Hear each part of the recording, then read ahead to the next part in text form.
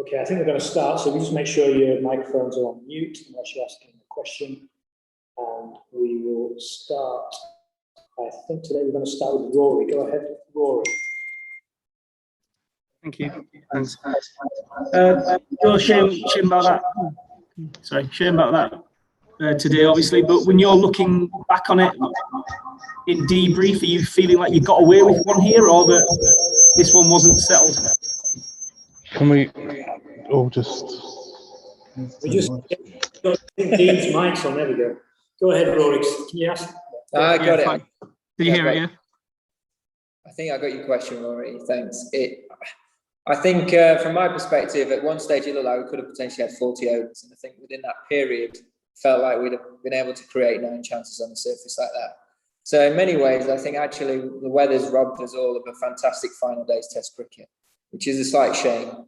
I think I'd be lying if I won't say India were probably in the driving seat going into today. But on the wicket like that you get a couple of wickets in a cluster and the game can turn on its head. Final day, the pressures of batting last on the 5th day wicket. Things could very, very quickly have fallen in our favour. And we've certainly believed that we'd have been able to create 9 more chances. So, if we'd have been good enough in the field and taken those, then we could have been sat here 1-0. But unfortunately, the weather's won. Do you feel like you at least end the game in a bit of a brighter spot than you were after first innings, in that the last action that we did see was building a lead and then hunting wickets? Is there a bit of positivity about that, or how you assess the sort of dressing room? Yeah, and I think actually we grew into the game very well. I thought that after our first innings we were well below par. We felt, having played and batted on it, came off thinking 250 on there would have been a strong first innings score, or at least par, and it would have made life a lot trickier for India in their first innings.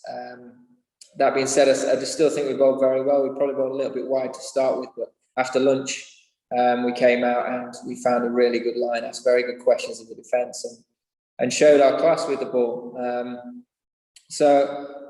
There were a few glimpses of what we're capable with the bat in the second innings. I thought we played with a better intent. We looked like we were really enjoying and thriving in the environment, and you could see guys a little bit more relaxed, a bit more clear about how they wanted to go and play, and certainly feel like going into the next Test match, if we can carry that forward, then you'll see some better performances. Obviously, you'll have discussions about the team in the coming days, but Virat has just said on TV that he feels the template and the balance of his side is what he thinks is right for this series now. We talked about before the series that you have a question to answer with balance, and I just wonder, over the last 5 days as captain, whether you are happy with the balance or whether that is something you might look at again. I think it's something that we will continue to keep looking at. Not something that we want to try and find something settled sooner rather than later. But ultimately, I think on conditions and where we're going, we might have to alter our side slightly. We might not. We might turn up at Lord's and see things very similarly. But as always, you want continuity. Something that we haven't had, whether that be to rest and rotation, whether it be to COVID, to injuries, a number of other factors. There have been a lot of obstacles for us to overcome as a side. There might be more in the future. We just got to be adaptable, got to be pragmatic, and the guys that get the opportunity have really got to keep looking to stand up and try and win games for England. Cheers, Rory. John, sorry, we'll go Dean and then John, please. Go ahead, Dean. Joe. Which side do you think will go to Lord's in better spirits? Do you think the fact that you managed to get back in the game and deny India, who had made most of the running, puts you in a sort of better mood than them?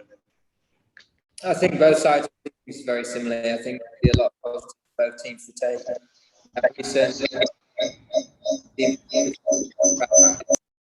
and go into Lord's a lot more confident than we would have if we'd have performed how we did in the first innings. So we know there's a lot to work on. We know the areas that we need to be better at. We need to catch better, take our chances in the field, and we need to make a big first innings runs. It's something we've spoken a lot about.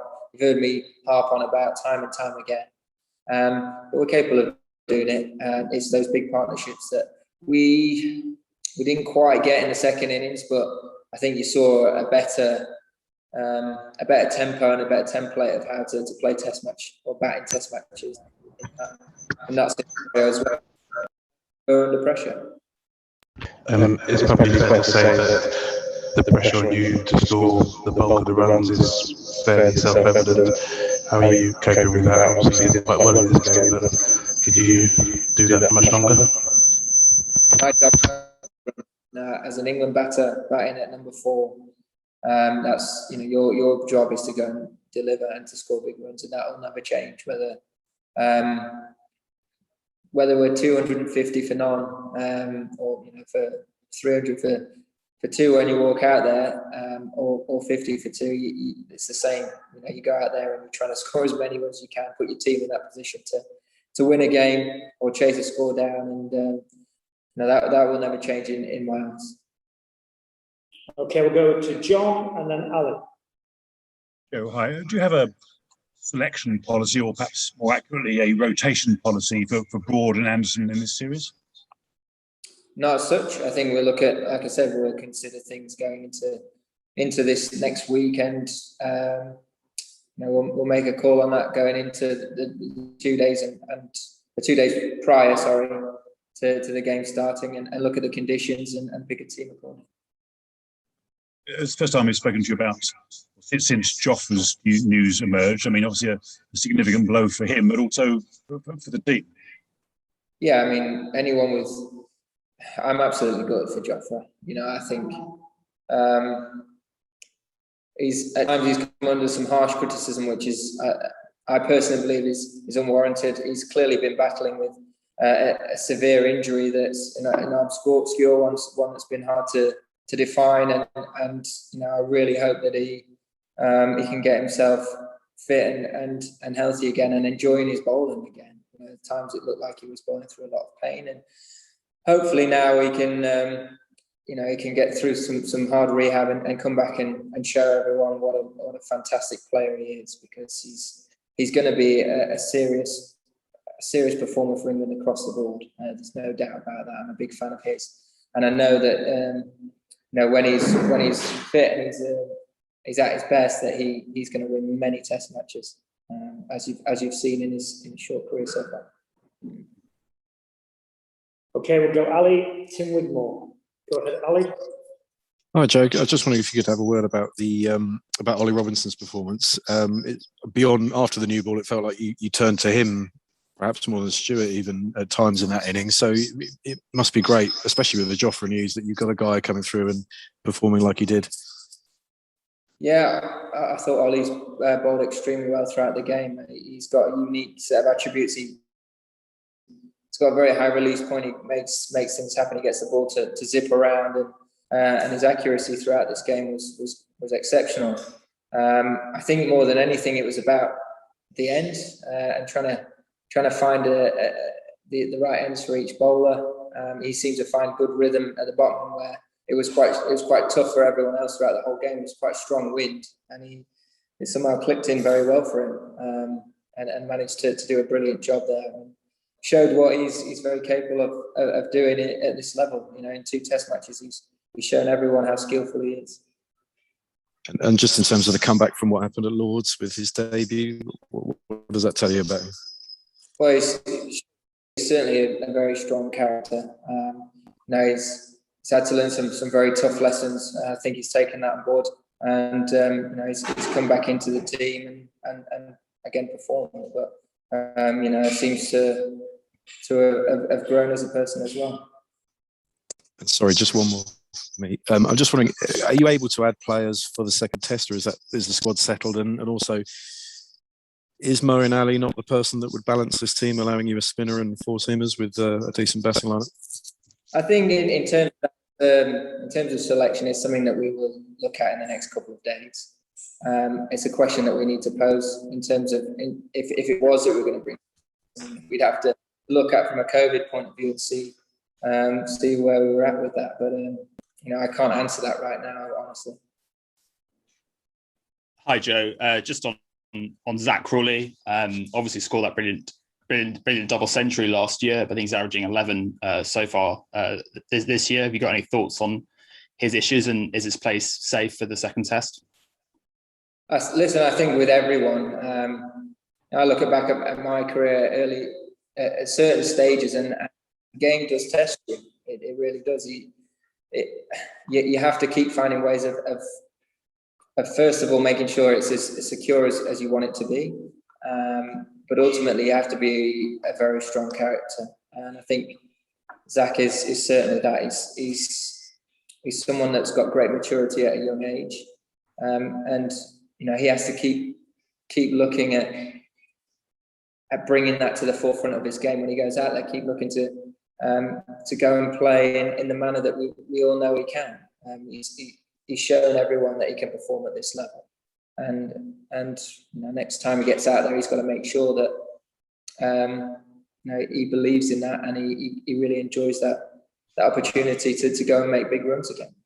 So is he going to play at Lords, or is Haas an option? Like I said, in terms of selection, we'll talk about selection over the coming days and have real clarity going into the game. Okay, we'll go Stefan, and then Stefan skip, so we'll go to George. Last question. Hey, Jay. You mentioned that you wanted to improve the catching, fielding. How do you do that specifically? I mean, we certainly put the practice in.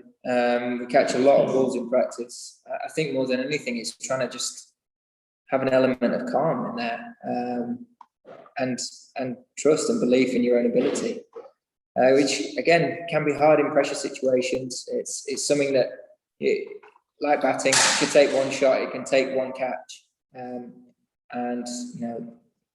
the world looks very different all of a sudden.